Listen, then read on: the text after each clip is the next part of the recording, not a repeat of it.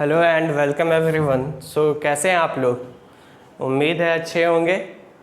हम लोगों ने टाइप 3 को स्टार्ट किया था और अभी तक टाइप 3 के अंदर दो कंसेप्ट को हमने समझा।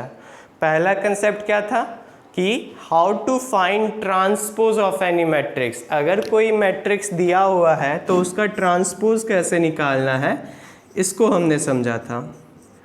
फिर दूसरा कंसेप्ट क्या हमने समझा? दूसरा कंसेप्ट समझा how to find adjoint of any matrix. Adjoint को कैसे निकालना है अगर कोई मैट्रिक्स हम लोगों को दिया हुआ है, तो उसका कंसेप्ट हमने देखा था। अब आज इस कंसेप्ट पे बेस्ड क्वेश्चंस हम लोग बनाएंगे और अगर क्वेश्चन टाइप 3 का पूरा कंप्लीट हो जाएगा फिर हम लोग क्या करेंगे, टाइप 4 पे मूव करेंगे। और टाइप 4 में किस टाइप का क्वेश्चन हम लोगों को पढ़ना है? इन्वर्स से रिलेटेड। किसी भी मैट्रिक्स का इन्वर्स कैसे निकालते हैं उस क्वेश्चंस को हम लोग समझेंगे पहले, फिर हम लोग क्वेश्चन बनाना स्टार्ट करेंगे, टाइप 4 स्टार्ट करेंगे। तो लास्ट क्लास में मैंने कंसेप्ट को समझाने के बाद आपके लिए एक होमवर्क छोड़ा था या रेंट वर्क, आपको जो भी अच्छा लगता है बोल सकते हो आप, कि a into adjoint of a is equal to o, ये प्रूव करना था। एंड आई होप आपने प्रूव किया होगा। अगर कोई भी डाउट इसमें अगर आपको प्रूव नहीं हो पा रहा है, क्योंकि a हम लोगों को मिला हुआ है, एडजॉइंट ऑफ a हमने निकाला था और इन दोनों को मल्टीप्लाई करना था, मीन्स इनडायरेक्टली कंसेप्ट किसका मेन था, फिर मल्टीप्लिकेशन का। तो इसलिए मैंने आपको रेंट वर्क के रूप में आपको बनाने के लिए बोला था। एंड आई होप आपने प्रूफ किया होगा। अगर आपको प्रूफ करने समय कोई भी परेशानी या डाउट है ऐसा कि नहीं हो पा रहा है प्रूफ, देन फिर आपको मैसेज करना है, मेरे से डाउट पूछना है इस नंबर पे। कोई भी डाउट रहता है आप मैसेज करके पूछ सकते हो। पहले अपना नेम बता देना है, उसके बाद बोलना है सर ये डाउट है, और मैं आपको वहाँ पे बता दूंगा, क्लियर कर दूंगा। मीन्स डाउट अपने पास नहीं रखना। सिंपल सा मोरल ये है स्टोरी का। तो चलिए आज का क्लास स्टार्ट करते हैं। और आज क्वेश्चन हम लोग बनाएंगे, भरपूर बनाएंगे, और आपको अच्छा भी लगेगा जब आप बनाओगे इन क्वेश्चंस को। तो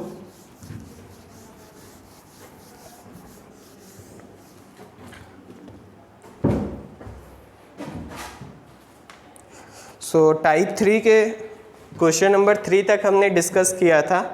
क्वेश्चन नंबर 4 को देखते हैं।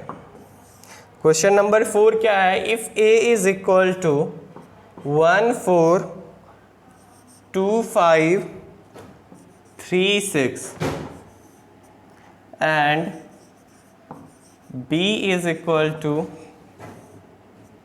7 10 8 11 9 12, और हम लोगों को बोल रहा है prove that a plus b का transpose is equal to a का ट्रांसपोज प्लस b का ट्रांसपोज। एंड आई होप मैंने शायद इस क्वेश्चन को बताया है, ऐसा मैं एक्सपेक्ट कर रहा हूँ, मुझे तो याद नहीं है, बट हम लोग जल्दी से निकाल लेते हैं। LHS में क्या है, ध्यान से देखिए, a प्लस बी का ट्रांसपोज, तो उसके लिए सबसे पहले हम लोगों को a प्लस बी होना चाहिए। तो यहाँ से एक बात पता चला क्या, कि LHS में जो हमको निकालना वो क्या है, a प्लस बी।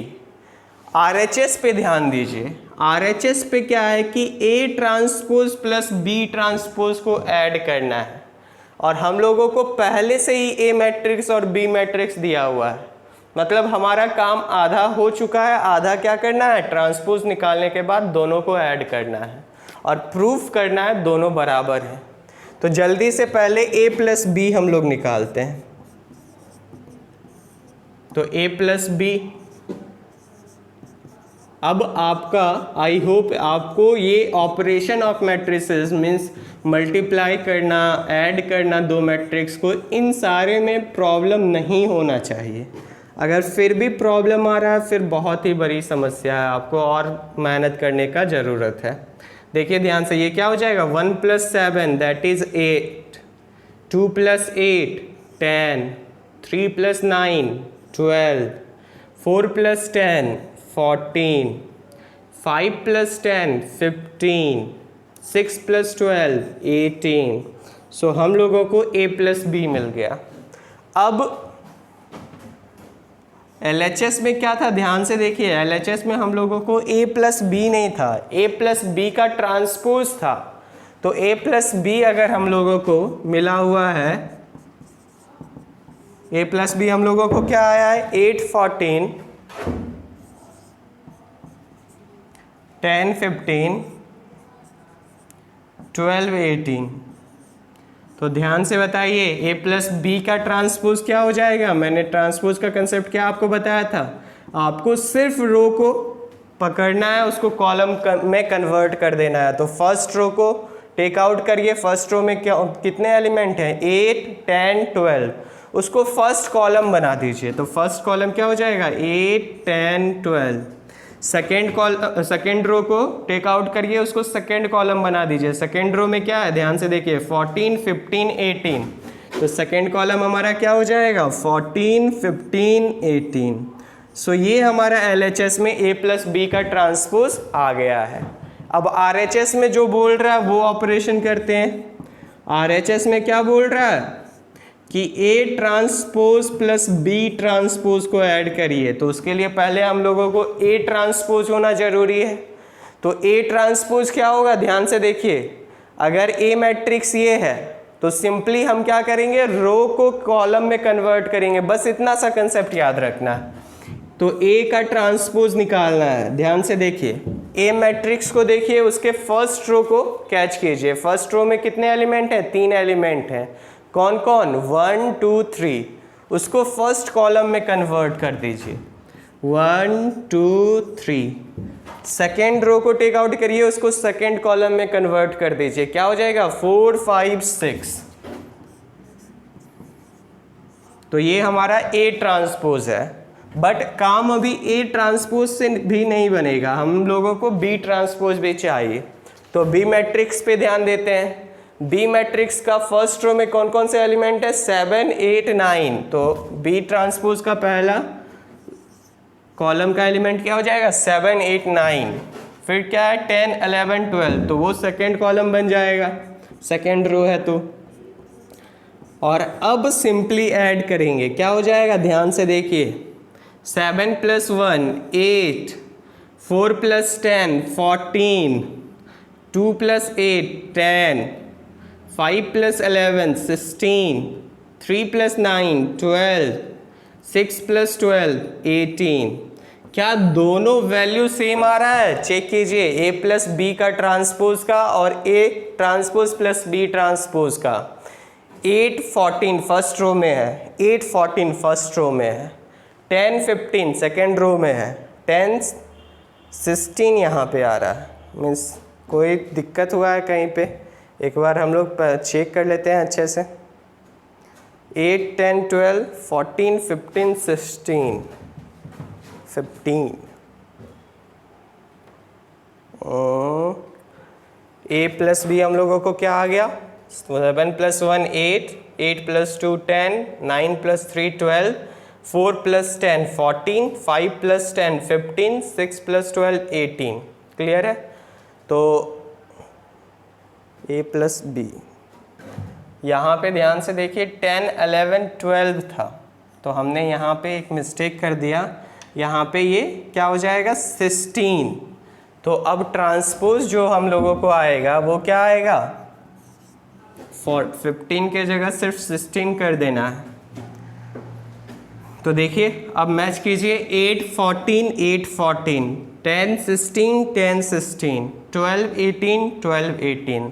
तो हम लोग यहाँ से बोल सकते हैं कि LHS is equal to RHS and both are equal to किसके इक्वल है, 8 10 12 14 16 18। सो ये हम लोगों का क्वेश्चन प्रूव हो गया। क्लियर है।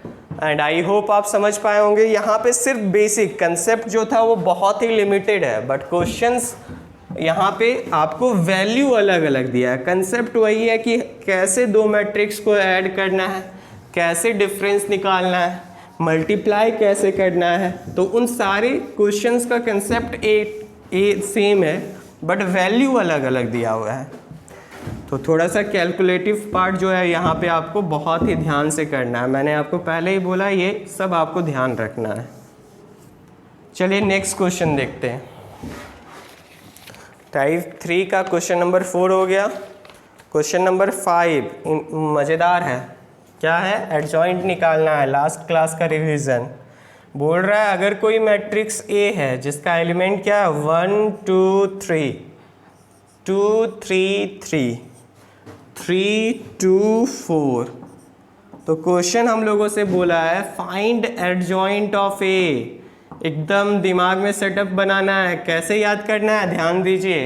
एडजॉइंट ऑफ ए, मैंने क्या बोला था आपको? जब भी एडजॉइंट निकालना रहे तो आप एक माइंड में पहले मैप तैयार कीजिए।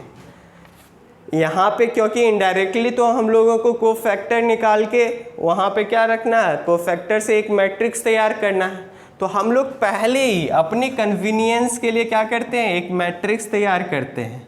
अब ये जैसे फर्स्ट रो फर्स्ट कॉलम का एलिमेंट है तो इसका कोफैक्टर क्या हो जाएगा C11। इसका कोफैक्टर को क्या लिखेंगे C12। इसका फर्स्ट रो थर्ड कॉलम में है तो C13। ये सेकेंड रो फर्स्ट कॉलम में है तो इसका जो कोफैक्टर हो जाएगा वो क्या हो जाएगा C21। Second row second column तो C22। इसका कोफैक्टर को क्या लिखेंगे, ये सेकेंड रो थर्ड कॉलम में है तो C23 C31 C32 C33। बहुत ही केयरफुली एकदम, क्योंकि बहुत ही इंपॉर्टेंट कंसेप्ट है और क्वेश्चंस आएगा ही जहाँ पे आपको एडजॉइंट निकालना पड़ेगा। चाहे वो इन्वर्स से क्वेश्चन पूछे, चाहे वो आपको इक्वेशन को सॉल्व करने दे, दोनों जगह इसका कंसेप्ट यूज़ होगा। तो बहुत ही कैलकुलेटिव पोर्शन है तो आपको ध्यान से करना है। अब जैसे हम लोगों को वैल्यू निकालना है C11 हमने लिखा, C12 लिख दिया, C13 हमने लिखा, C21 हमने लिखा, C22। जैसे एकदम बोल रहे हैं एकदम वैसे करना है आपको, कॉपी में बोल बोल के करना है। फिर देखिएगा एकदम आपसे क्वेश्चन सॉल्व होगा। अगर आपको परेशानी हो रही है फिर भी तब नहीं होना, अगर आप ऐसे करोगे तो आपको परेशानी नहीं होनी चाहिए। अगर फिर भी होती है तो आपको बताना है, सिंपल सा बात है, और कोई उपाय तो है नहीं। देखिए अब ध्यान से, इसके बाद अब तुरंत क्या कीजिए, इसको लिखने के बाद जहां मैंने कंसेप्ट बताया था नेगेटिव का, इस बार पहले ही आप लिख दो। इसको लिखने के बाद आप रो और कॉलम को ऐड करिए। अगर इवन सम आएगा तो निगेटिव नहीं लगाना, अगर ऑड आएगा तो निगेटिव हम लोग लगाएंगे। 1 + 1 2 इवन है तो यहाँ पे निगेटिव नहीं लगाएंगे। 1 + 2 3 ऑड है तो यहाँ पे हम लोग आगे में माइनस लगाएंगे। 1 + 3 4 इवन है तो यहाँ पे निगेटिव नहीं लगाएंगे। 2 + 1 माइनस लगा देंगे। 2 + 2 4 नहीं लगाएंगे। 2 + 3 5 तो माइनस लगा देंगे। 3 + 1 4 नहीं लगाएंगे। 3 + 2 5 तो माइनस लगा देंगे आगे। 3 + 3 क्या हो जाएगा 6 तो नहीं लगाएंगे। अब आपको सिंपली रो और कॉलम को देखना है, जिसके कोफैक्टर को आप निकाल रहे हो, सिंपली 1 के निकाल रहे हो और C11 का कोफैक्टर तो वही होगा। तो 1 जिस रो और कॉलम में आ रहा है उसको ढक देना है। तो ध्यान से देखिए, फर्स्ट रो फर्स्ट कॉलम को हमने ढका तो क्या बच गया 3 3 2 4, उसको एक डिटर्मिनेंट के अंदर लिख देना है 3 3 2 4। नेक्स्ट देखिए C12 है, अब 2 का निकालना है तो 2 का जैसे ही निकालेंगे तो किसको ढकेंगे, फर्स्ट रो सेकेंड कॉलम, क्या बचेगा 2 3 2 4। इसी तरीके से आपको कॉपी में ढकना है। आप इनिशियल 2-4 क्वेश्चन में ऐसे बनाओगे, ऑपरेट करोगे, फिर आपको अपने आप करने लगोगे, एकदम सही बनाने लगोगे। 3 का निकालना है, 3 किस रो और कॉलम में आ रहा है, देखिए दोनों को ढका हमने तो क्या बच गया हमारा 2 3 3 3 2 3 3 3। C21 है, सेकेंड रो फर्स्ट कॉलम क्या बच जाएगा 2 3 3 4 2 3 3 4।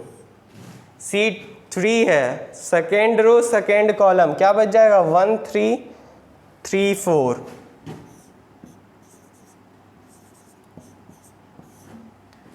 2 सेकेंड रो में आ रहा है और थर्ड कॉलम में तो क्या बच जाएगा, ध्यान से देखिए 1 3 2 3।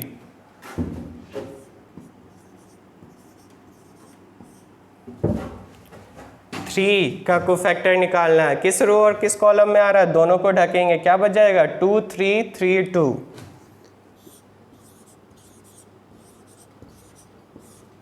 C32 3 का कोफैक्टर निकालना है, किस रो और किस कॉलम में आ रहा है, ध्यान से देखिए क्या बच जाएगा 1 2 3 2। C33 इसके 4 के कोफैक्टर को निकालना है, क्या बच जाएगा 1 2 2 3। चलिए अब वैल्यू, डिटर्मिनेंट के वैल्यू को जैसे कैलकुलेट करते हैं वैसे करेंगे। 4 इंटू 3 क्या हो जाएगा 12, माइनस बीच में 2 इंटू 3 6, दैट इज 12 माइनस 6 क्या हो जाएगा 6। यहाँ पे माइनस लगा हुआ है तो एकदम ध्यान से ऑपरेशन करना है। 4 इंटू 2 क्या हो जाएगा 8, बीच में माइनस, 3 इंटू 2 6, 8 माइनस 6 क्या आएगा 2, और आगे माइनस लगा हुआ है तो -2। 2 इंटू 3 क्या हो जाएगा 6, माइनस 3 इंटू 3 9, 6 माइनस 9 क्या हो जाएगा -3। 2 इंटू 4 8, माइनस 3 इंटू 3 9, 8 माइनस 9 क्या हो जाएगा -1। 1 इंटू 4 क्या होगा 4, माइनस 3 इंटू 3 क्या होगा 9, 4 माइनस 9 -5। यहाँ माइनस लगा हुआ है, ध्यान देना है, और सॉरी यहाँ भी माइनस लगा हुआ था तो ये +1 हो जाएगा। ये क्या हो जाएगा 1 इंटू 3, माइनस लगा हुआ, माइनस लगा देना है, 1 इंटू 3 3 माइनस 2, 3 इंटू 2 -6, तो 3 माइनस 6 दैट इज -3, और आगे माइनस है तो ये +3 हो जाएगा। 2 इंटू 2 क्या होगा 4, माइनस 3 इंटू 3 9, 4 माइनस 9 -5। यहाँ पे माइनस है पहले से तो माइनस लगा देंगे। 1 into 2 that is 2, minus 3 into 2 6, तो ध्यान से देखिए 2 माइनस 6 -4 हो जाएगा, और आगे माइनस लगा हुआ है तो ये क्या हो जाएगा +4।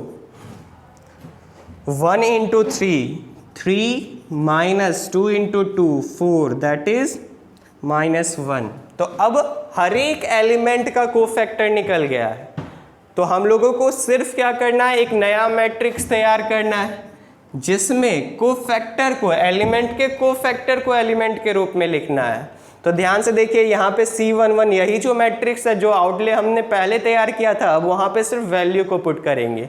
C11 का वैल्यू कितना आया है 6, C12 का वैल्यू कितना आया -2, C13 का वैल्यू -3, C21 का वैल्यू 1, C22 का वैल्यू -5, C23 का वैल्यू 3, C31 का वैल्यू -5, C32 का वैल्यू +4, C33 का वैल्यू -1।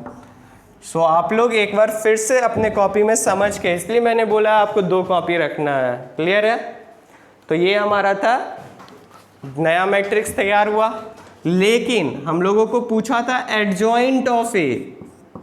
तो कंसेप्ट क्या था, पहले कोफैक्टर से एक मैट्रिक्स को तैयार करना है, और एडजॉइंट ऑफ ए निकालने के लिए वो जो मैट्रिक्स तैयार हुआ है उसका ट्रांसपोज निकालना होगा। तो ये जो मैट्रिक्स तैयार हुआ है इसका ट्रांसपोज लेंगे तब एडजॉइंट ऑफ ए निकलेगा। तो इसका ट्रांसपोज क्या हो जाएगा बताइए। फर्स्ट रो जो है उसको फर्स्ट कॉलम हम लोग बना देंगे, तो फर्स्ट कॉलम में क्या आ जाएगा 6 -2 -3 1 -5 3 -5 4 -1। तो ये हमारा एडजॉइंट ऑफ ए हो गया, हमारा आंसर हो गया। क्लियर है। तो आई होप आप कंसेप्ट को समझ पाए होंगे, आपको अच्छा लगा होगा क्वेश्चन बनाने में। अब थोड़ा सा हम लोग समझते हैं नए कंसेप्ट को, इन्वर्स के कंसेप्ट को। इसको हम लोग नेक्स्ट वीडियो में, नेक्स्ट क्लास में भी मैं आपको बताऊंगा, बट अभी थोड़ा सा हम लोग डिस्कस कर लेते हैं जिससे नेक्स्ट क्लास समझने में थोड़ा सा आसान रहे हम लोगों को।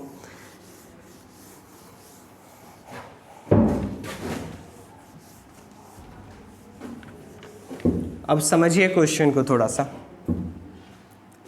जब भी हम लोगों को इन्वर्स निकालना रहता है, तो इन्वर्स का फॉर्मूला होता है एडजॉइंट ऑफ एनी मैट्रिक्स। जिस मैट्रिक्स का इन्वर्स निकालना है उस मैट्रिक्स का एडजॉइंट ऑफ डैश मैट्रिक्स जिसका निकालना है। अगर ए का निकालना है ए को रख देंगे यहाँ, बी का निकालना है बी को रख देंगे।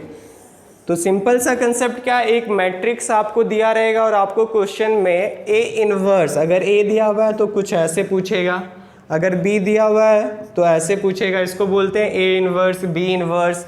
ऊपर में अगर -1 लग गया तो जब भी किसी मैट्रिक्स का इन्वर्स निकालना रहेगा तो सबसे पहले adjoint of that matrix by determinant value of that matrix. Suppose करिए हम लोगों को मैट्रिक्स ए दिया है तो हम लोग यहाँ लिखेंगे inverse of A is equal to adjoint of A matrix by determinant value of A. अगर बी देगा तो क्या लिखेंगे, inverse of B matrix by adjoint of B by determinant value of B. Clear है? तो ये हम लोगों का कंसेप्ट है। अब क्वेश्चन यहाँ पे दो बात आएगा कि क्लियर, हम लोगों को एडजॉइंट निकालना तो आपने सिखा दिया है, बट यहाँ डिटरमिनेंट अगर 3×3 ऑर्डर का रहा क्वेश्चन, मैट्रिक्स 3×3 ऑर्डर का रहा, तो आपने तो वो निकालना नहीं सिखाया। तो अभी कंसेप्ट क्या सिंपल सा है कि ये जो आपने कोफैक्टर को निकाला था, ध्यान से समझिए। अगर कोई मैट्रिक्स दिया हुआ है, सपोज करते हैं अभी इनिशियल कुछ लेते नहीं है, A11, A12, A13, A21, A22, A23, A31, A32, A33। यहाँ पे कोई भी एक मैट्रिक्स सपोज करिए ऐसा होगा जहाँ पे बाद में कुछ नंबर्स दे दिए रहेंगे। तो इनिशियली हमने अभी सिंबॉलिकल सिर्फ नोटेशन अभी यहाँ पे नोट कर लिया है। तो हम लोग क्या करते थे, एडजॉइंट निकालते समय कोफैक्टर को रखते थे। अगर A11 है तो उसका कोफैक्टर हो जाता था C11, C12, C13, C21, C22, C23, C31, C32, C33। तो अब हम लोग जब निकालेंगे डिटरमिनेंट, बहुत ही सिंपल सा कंसेप्ट है, इसीलिए मैंने आपको कोफैक्टर का कंसेप्ट बहुत ही तगड़े वे में समझाया कि आप एकदम समझ जाओ यहीं पे, वरना बहुत ही परेशानी होगी। तो आप जब कोफैक्टर निकालेंगे, आपको करना क्या है, किसी भी रो को उठाना है डिटरमिनेंट वैल्यू निकालने के लिए। कोई भी रो या कोई भी कॉलम आप उठाओगे और उसके कोफैक्टर के साथ मल्टीप्लाई कर देना है। तो अगर ये सपोज करिए ए मैट्रिक्स है तो डिटरमिनेंट ऑफ ए मैं क्या बता रहा हूँ कि कोई भी एक रो उठाएंगे, फर्स्ट रो हमने उठाया तो फर्स्ट रो के कोफैक्टर के साथ, हर एक एलिमेंट के कोफैक्टर के साथ मल्टीप्लाई कर देंगे। फर्स्ट रो का एलिमेंट क्या है, A11, तो उसका कोफैक्टर जो भी आएगा, हमने यहाँ पे माना है C11 है तो उसके साथ मल्टीप्लाई। फिर A12 है, A12 into C12 plus A13 into C13। हम लोग किसी भी रो या कॉलम को उठा सकते हैं। आप बोलोगे सर क्या हम लोग फर्स्ट कॉलम के थ्रू डिटरमिनेंट वैल्यू नहीं निकाल सकते हैं? एकदम निकाल सकते हैं। फर्स्ट कॉलम में क्या आ रहा है देखिए, A11, A21, A31, तो इसके कोफैक्टर के साथ सिंपली आप मल्टीप्लाई कर दीजिए। क्या हो जाएगा, A11 into C11 plus A21 into C21 plus A31 into C31। आप बोलोगे क्या थर्ड रो के थ्रू नहीं निकाल सकते? एकदम निकाल सकते हैं। तो आप थर्ड रो में देखिए क्या क्या एलिमेंट आ रहा है, A31, A32, A33। तो हम लोग सिंपली डिटरमिनेंट वैल्यू निकालने के लिए क्या करेंगे, इसके कोफैक्टर के साथ मल्टीप्लाई कर देंगे। A31 into C31 plus A32 into C32 plus A33 into C33।